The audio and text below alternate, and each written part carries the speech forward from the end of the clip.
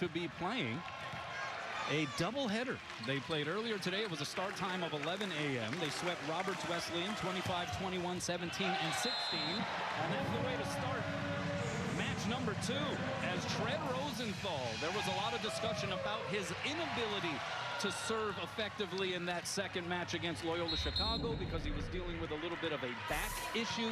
And so he was float serving it. But when he spin serves it, it's a whole different story, as we saw in that first attempt. The Hawaiian Financial FCU starting lineup scrolling at the bottom of your screen. Charlie Wade taking the opportunity with the 2 matches per day schedule here tonight and Friday to play what is referred to by some as the B-side in that earlier match against Roberts Wesleyan. The B-side played well. They won 3 straight, and Kainoa Wade had 21 kills.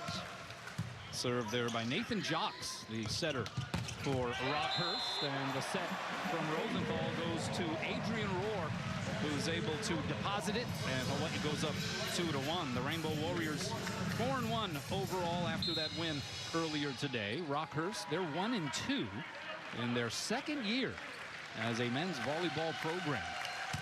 So very much in their infancy. Rohr able to force the overpass on the serve. They go middle. It's Justin Todd. Little double duty for the middles here today. That's because despite going into the season, the middle blocker being considered perhaps the deepest position for Charlie Wade, now it's a little bit of attrition here with some bodies that are dealing with some injuries. Right, definitely. Travell Jordan, he's hurting. And how about Alex Parks, just got hit with an ankle injury. And so all of a sudden they go from 4 down to 2, basically. You can throw Roman Payne, the 7-foot freshman, in there as well. He's been feeling a little pain, unfortunately, in that foot of his. And so his availability very much in question, and probably not any time in the immediate future will we see Roman Payne making his Hawaii debut. That one off the block, covered by Christian Tatrisky. He gets the set on the outside, and then has to resort to the left hand and hits it into the pin. And so here we are, 3-3 in set number 1 as you take a look at the Hawks. Second-year head coach Corey Marks building a program from scratch, but he knows a thing or two about that. He played at Erskine College when it was a brand new program, and in 2014 as the setter he led Erskine to the NCAA tournament. One hand dig there by Rohr, pinballed around and returned. Advantage here for the Hawks. They go right side, and off the block and down, it's Will Sutphin. He is an Ohio State transfer, redshirted there last year, and so Corey Marks able to attract, although this was just the second year for the Hawks, able to attract some transfers from some power programs as you take a look at Charlie Wade in season 17. That serve goes wide, and we are going back and forth here early on. Actually, Rockhurst got 3 pretty good transfers from good volleyball playing schools. And Charlie Wade said it's a little unnerving to play a team that's got 3 really good transfers. They're playing with a lot of confidence right now. Justin Todd, he's been playing with some confidence, especially in the service game. Comes up with the dig there off the ricochet. Louis Sakanoko slowed down there by the block. So a little out of system transition here for Rockhurst, and Lucas Tran able to go off the block and out. Tran averaging 2.67 kills per set. He's hitting 207 on the year. He is a sophomore from Wildwood, Missouri. Second team all IVA last year, International Volleyball Association. Is that what it is? Independent Volleyball Association. That's right. Yeah. As that serve goes long. By the way, another note on Tran. Watch out, because he is majoring in cybersecurity, Kanoa. He may hack your computer before this night's up. That's right. I am clearing my cache right now as we speak.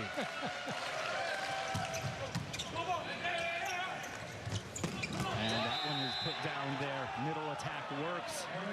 Aaron DeRoy, 6'6", sophomore from St. Louis, Missouri. Rockhurst hails from Kansas City, Missouri. Men's volleyball was added as one of 7 new programs to Rockhurst University back in October of 2022. That one crawls over the net. Rosenthal had to lay out just to get that first touch, and then Sakanoko hits it long.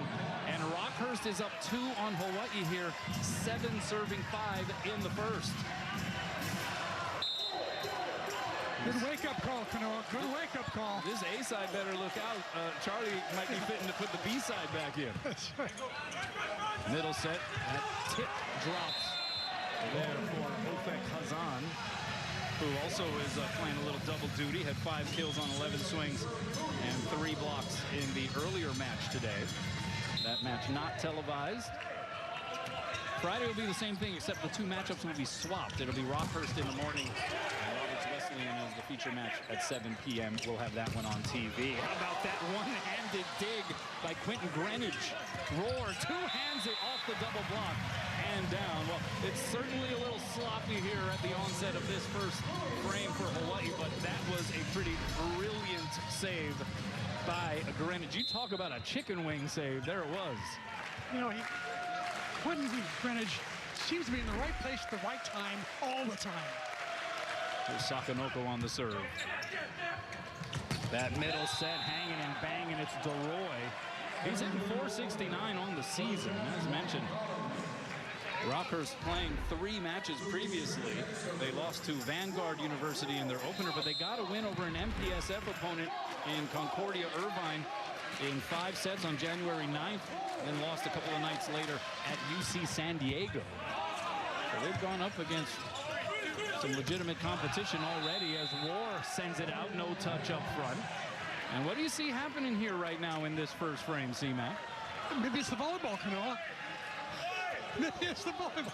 It's hard to handle. It's a brand new ball. It's the international ball we're playing tonight. The Mikasa ball instead of the Molten. And no, I'm just kidding. Hawaii just, I think, trying a little bit too hard right now. Well, maybe you're just half kidding. You might have something there as Tatriski pulls the string and finds the middle of the floor. We were talking about it during the game on portion of the broadcast, but Charlie Wade cutting a deal this week with Mikasa, which supplies the volleyballs for most of the professional leagues overseas, as well as most international competition, including the Olympics. And so they sent 3 dozen or so balls out to Hawaii because in non-conference play, the home team is able to use the volleyball of its choice. Tatriski rearing back a little bit more on that one. And so, yeah, a little bit of a change in the feel. How is this ball a little bit different from the usual Molten ball that is heavily used across the NCAA? Okay, so the players tell me, you know, it's lighter. It's easier to hit the ball out on a jump floater. Some players say it spins more, especially it tails off at the end, and the players that use that curveball serve. And tougher to pass because the floater that comes over, it's jumping a lot, it's moving around, and it's really tough to get a real bead on it. Yeah, it's kind of like if you were to compare to, say, the game of golf, right? The different kinds of golf balls that you can play with. They change the ball flight significantly as Christian Tatriski goes off the high hands and out. Tatriski, in every match he's played this season, has gone for double-figure kills, and he's well on his way already with 3 kills in this one. Well, he just hits it so hard, Kanoa. He finds the seams really well with blocks that are split. That's an overpass, and Justin Todd came into the string on the follow-through. Didn't really make the best contact either. Now, I'm not sure if this plays into that sequence, but some of the players, and even Kupono Fei, assistant coach for Hawaii, was telling me the other difference between the Mikasa and the Molten, the sweet spot for the Mikasa ball might be a little smaller. Yes, absolutely. Middle set, Todd had the left hand extend to reach it. And then on the outside, Chase Padaro, nice diving save, Greenwich. Bump set up to Tatriski, and he makes it look so easy, doesn't he? Amazing. Great bump set by Trent Rosenfeld that time. He really did a nice job of popping up after Greenwich with a nice dig. Watch this bump set. A little sidearm bump set. Puts it right where Roar can get a good swing at it. 11 serving 11. And the back row set goes to Tran, but he knocks it wide. And so that's a point for Hawaii, and they jump back ahead. Tran, who transitioned from opposite hitter to outside hitter when he got to Rockhurst. A transition? No pun intended. Oh, I see what you're saying. Oh, the stuff solo style there by Louis Sakanoko. More like Louis Oakanoko. And Lily gets up and penetrates and presses over that net and down. No way to cover that one. 13-7-11. Roar. Put a little extra chili pepper water on that offering. Deals an ace out of the deck. And Hawaii up 3. Right, Trent Rosenthal, almost like a redemption serve for Lily. He was one of the ones that I thought we both thought was serving a little soft at the end of that Loyola match the other night. Third ace of the season for Adrian. Tried to cut it to the far sideline, missed wide. And hey, look, it doesn't matter the opponent on the other side of the net. This is an opportunity for Hawaii to try to reestablish its mojo from behind the service line. It seemed like they got a bit tentative on night 2 against Loyola Chicago. And if you're just serving softies across the net to that team, they're going to carve you up.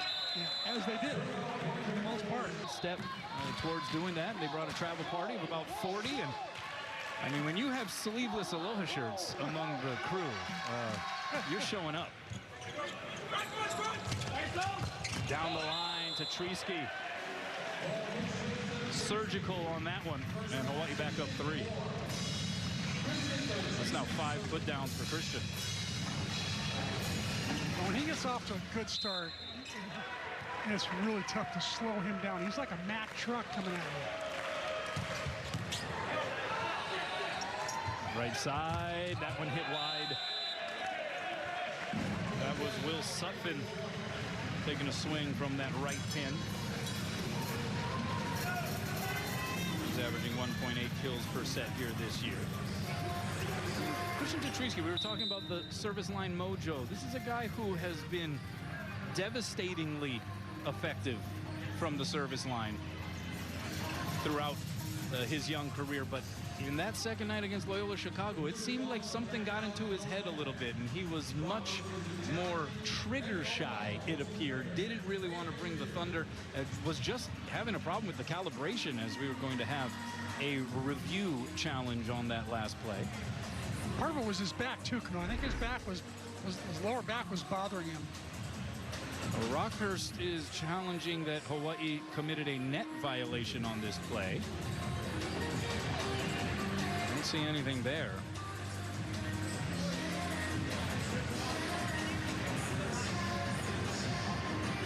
What say you, C-Mac? Well, I love seeing Sakamoko with his head over the net. That's fun to watch. I didn't see any net violation. Should be a pretty quick review. Randy Rubinall conducting the reviews. Dixon Chun is the R1 on the near side. Kerwin Stenstrom, Hunter Heleniak are the line judges. Hawaii hitting 312 here in this first frame compared to 188 for the Hawks. First ever meeting between these two teams. Hawaii and particularly head coach Charlie Wade, they have been known to set up these kinds of matchups over the course of the schedule. There is no scheduling easy for Charlie, but he does like to sprinkle in these kinds of matchups against young and burgeoning programs as a means to try to grow the game. Exactly, and you're allowed 30 dates of volleyball playing, and so Charlie wanted to make use of all 30 of those dates. He said, like, some teams in the country only use up 25 or 26 of those dates, and he said, we're not going to be shy on this. We're going to do double headers if we have to, and give our whole roster a chance to play. Hawaii, after that second night loss to Loyola Chicago, dropping one spot in the ABCA rankings, now tied for third. Loyola Chicago moving up 1 to number 6. UCLA continues to be the #1 team with Long Beach State in the #2 spot. I don't think we told the fans in the pregame show. We told the fans about Loyola's setter. We don't think we told the fans in this production right now. Feel free. The setter had served up 5 aces against Hawaii. Talking about Ryan McElligott of Loyola Chicago. He was unbelievable. Really put on a show that night. Did not fly home with the team. Stayed here, got in the hospital, and had a hernia operation. I don't know how many days he recovered, but what a shootout timeout. outside. This is Tran, skips it off the block. Roar with the save. Here's Tatriski on the D set, and he demolishes it. But getting back to Ryan McElligott, yeah, we had heard Donan Cruz, assistant coach for Hawaii, was the one that told us that, yeah, he had suffered from hernia symptoms, had to go to the hospital. And so we are happy to report that he appears to be okay, but he's going to be out for a few weeks. He'll miss the UCLA match. He'll miss the Stanford match. That's a big loss. He balled out on night 2 against Hawaii. It was fun to watch. He had that left-handed serve just hooking, screaming over the net, barely making it over, ripping it down the line. I mean, he had everything going on that night. Roy, meanwhile, with his second put down. Make that third put down. It's 14 serving 18. And that's an ace. Will Sutphin with his third ace of the season. Even Louis had to laugh a little bit about that.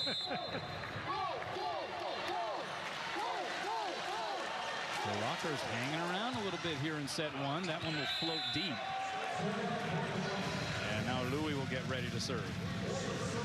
That's what the players were saying. They say, if you don't hit it just in the right spot, it'll fly on you. It'll be gone 5 feet, 10 feet out.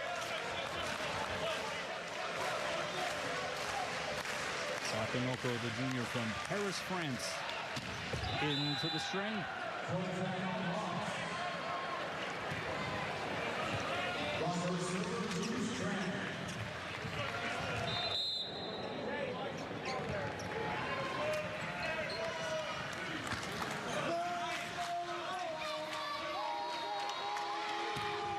Served by Tran, misses wide, so Hawaii gets to the 20-point mark. Here comes the serving specialist, Finn Kearney. Yeah, Finn, who got some good action in the earlier match today. Finn Kearney had 6 kills, 11 attempts, no errors. Hit a fat 545 against Roberts Wesleyan. Cuts that one to the near side. Good pass there by Spadaro, and then he terminates. Shea Spadaro, the 6'3" senior from Orlando, who happens to be head coach Corey Marks' brother-in-law. That's right, his sister Samantha is an assistant coach on this coaching staff. And she happens to be Corey Marks' wife. And that one knocked through the resistance there by Adrian Rohr. Fred Rosenthal starting to speed up the offense just a little bit. Nathan Jocks from Rockhurst certainly loves to set the ball to the outside quickly. Let's see if he has another one to Spadaro on the left. Yeah, that one just missing the end line there by Rosenthal. Spadaro, a heck of a player, though. Second year with Rockhurst. He had spent 2 years at Lincoln Memorial, was an ABCA All-American, ABCA Freshman of the Year. But then had to deal with some injuries, really kind of thought he was out of the game. He was thinking that his volleyball days were over, and then when Corey Marks took the Rockhurst position, he said, hey, you want to maybe join me over there, and we can try to do something pretty special with this brand new program. And Shea Spadaro was on board, and now they're off and running. He's playing some really good volleyball right now. This guy's definitely playing some good volleyball this year. Adrian Rohr now 3 kills on 4 swings. Took a lot off on that serve, made sure he got it in. Nothing taken off on that swing by Wesley Yusk. Spent 4 years at Lewis, one of 2 Lewis transfers along with libero Ryan Collins. Didn't play a whole lot at Lewis, 10 total matches. But again, Corey Marks bringing over players who have experience playing for big name programs, as that serve just misses long. Just being in that Lewis gym is important, regardless of how many matches you get into. Just being in that gym, you play some high-level volleyball. And here's Kainoa Wade. Man, what a match he had earlier today. 21 kills, hit 514. Also had a couple of aces. He now has 5 on the season. Pass handled there by Collins, and Tran from the outside pin, able to rattle it off of the block. I'll tell you, passing for Rockhurst, aggressive so far, allowing Jocks, their center, to really set the ball quick to the antenna. Making it tough for Hawaii's middles, have to put the track shoes on to get out there. Here's Trent Massey. He's a transfer from Weber International, an NAIA program in Florida. And that one just misses long. It's a aloha ball for the Rainbow Warriors. A lot of Florida flavor on this Rockhurst team. Corey Marks, the head coach, he's a Florida guy, and built up club programs in several locations in the state. So he has ties there, and certainly very comfortable with some of the players that he brought in who he had seen or coached at the club level previously, as Tatrisky on set point serves it into the net. Again, just a little bit off Christian Tatrisky from the line. Part of that can be attributed to the new ball. Part of it just the timing a little bit off. Again, you've got to be very precise with this ball. It's just it's lighter and doesn't allow for much error when you attack it. Here's Bailey McHugh, another Florida guy, with the serve. Still set point for Hawaii. Back row war. And this crowd lets out. Friday, as mentioned, with the time slots as far as the opposition switching. But you want to get on down here if possible on Friday, because you're not going to have a chance to see this team in this building for a while after that. In fact, not until early March.